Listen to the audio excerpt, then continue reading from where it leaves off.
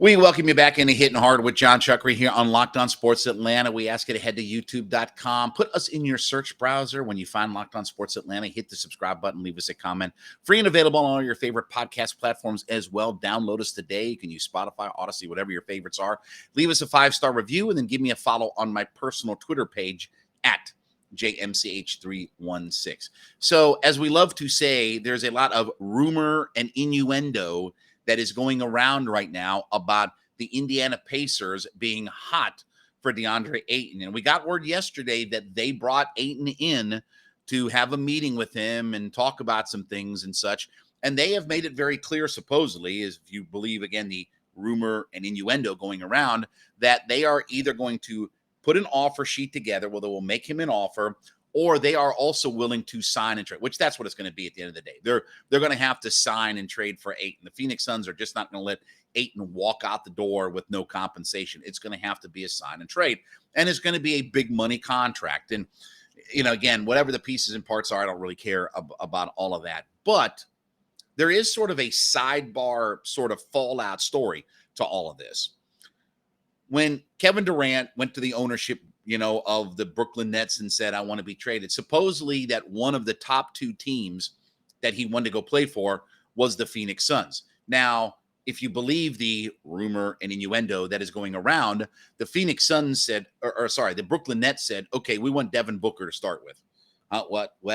Wet? As my buddy Hugh Douglas would say, wet? Yeah, they wanted Devin Booker to start with. Well, that's not going to happen. They just maxed out Devin Booker, and again, he's the cornerstone piece of their franchise moving forward. With all due respect to Ayton and Chris Paul, Booker is the guy that they're going to build their franchise around for the years to come.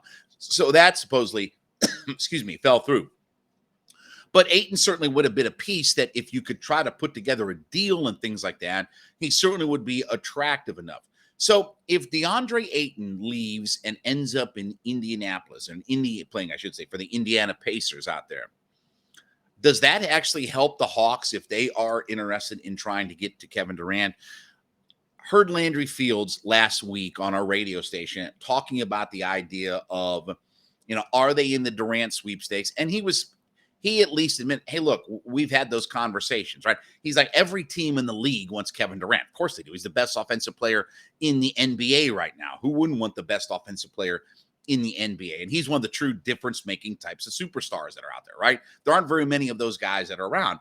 But he also comes with, he's got 4 years at $50 million, right? He signed a 4-year, $195 million extension with the Brooklyn Nets. So he's got a lot of cash and he's got a lot of value and he's a great player, but it's just not, okay, let's put a couple of draft picks and a vagabond here and some jamoke there and we got ourselves a deal. No, they want an all-star. They've already said they want an all-star caliber player or an all-star player or a franchise-changing player with it. So if Indiana takes Ayton out of the mix, the chances that the Phoenix Suns make any sort of deal for Durant at this point is probably next to nothing. Because it's going to involve Ayton, it's going to involve picks, it's going to this, that, and the other. So there's almost no chance that the Suns are going to land Kevin Durant. That sounds like good news to me. And Landry Fields said that, yeah, they've had discussions about, of course we inquired about Kevin Durant. Every team in the league inquires about Kevin Durant, right? Now, again, I've said this before. Do I think that the Hawks are going to land Kevin Durant? Probably not. I'm not going to sit here and cross my fingers and go find a 4-leaf clover and, look for, a pot of gold at the end of a rainbow and think that the Hawks are going to get Durant, because there's going to be a very steep price to pay for him. But I do think that it helps if Indiana lands Ayton, that takes one more piece out. Now, we'll talk a little bit more about a potential trade here in just a second, but want to talk to you about my friends over at BetOnline.net, your number one source for all your betting needs and sports information. Look, we're right in the heart of Major League Baseball season. You got golf going on. We still got another major yet that we got to play. MMA, boxing, still a lot of things going on. Look, we're headed toward the NBA season, NFL and college season coming up here very soon. Get yourself in position now to start making some money this fall by going to betonline.net. Look, go to their app, go on your mobile device, download it, check it out. You need sports wagering information. You need live betting, esports, scores, whatever. Everything is right at your fingertips with betonline.net. It is still your best spot for all of your scores, podcasts, and news throughout the season. Again, golf, boxing, MMA, Major League Baseball happening every day. It's very easy to go on there and find something that you want to wager on. BetOnline.net is the place to go. It is where the game starts. So if you look at, potential talking about what kind of deal that the Hawks could get themselves in there, look, there are pieces that the Hawks have that could be attractive.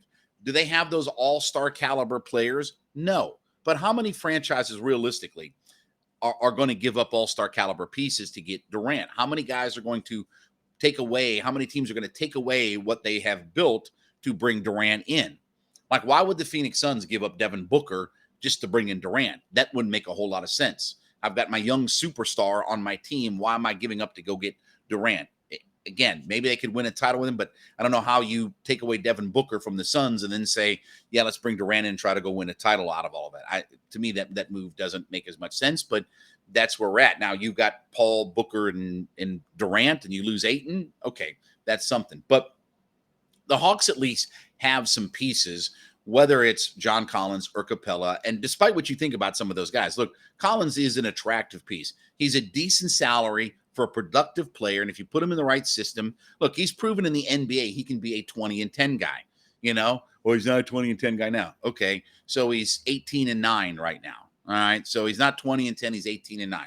Okay, there aren't a whole lot of those guys running around in the league, whatever. But look, I think Durant, at the end of the day, the Nets are not going to find an offer that they like, and they're going to end up keeping him, and they're not going to move him because they're not going to give him up for free. I don't care what he wants. He may want to go play here, play there, do this, do that. He may come to the ownership group and say, I want to be traded.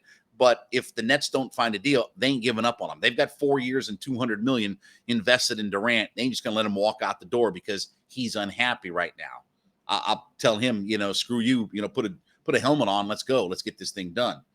But at least if you knock out one of the real teams that is interested or that Durant wants to go to, you again, just like we talked about with the Hawks in free agency, when you start to narrow those possibilities down, you have to broaden your mind and broaden your horizons, right? That's maybe where Durant is.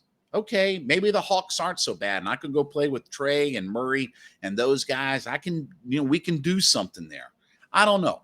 It's wishful thinking, but certainly hearing Landry Fields, seeing that Ayton could very well end up in Indiana, it at least keeps that door open, right?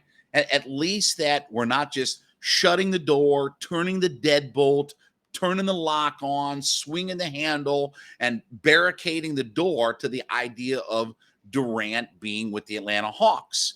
And for a Hawks franchise, this would be a complete game changer. There's no question about it. You want to talk about trying to get a ticket to State Farm Arena? It'll be standing room only every night. Oh, yeah, and the fact that they would be the favorites now to win the East. You really want to swing that pendulum like we talked about back into Eastern Conference and trying to win the Eastern Conference and get to the NBA Finals? Durant does that completely. So I think it's a good thing for the Atlanta Hawks that Ayton is going to end up in Indiana. And I know a lot of people wanted him here. I was not one of those people. I'm not one of the people that wants Ayton here. I don't think for the money and the assets that he's a real upgrade to what you have. Again, you're going to pay twice the amount of money that you have now and give up assets. You're not getting twice the player back in return. Oh, he's younger and all that. Okay. He's also 3 points and 2 rebounds less. How much more? He's not going to become a 25, 30-point scorer. He's not going to become a 15, 18 rebound per night kind of guy. It's a little bit better, but not enough. But at least if Ayton heads somewhere else, that keeps the door open potentially for Durant. Yeah. Who knows? Man can dream, right? All right, when we come back, Ronnie in the All-Star Home Run Derby. This is a good thing. Don't panic. We'll talk about it next. Hitting Hard with Jon Chuckery on Locked On Sports Atlanta.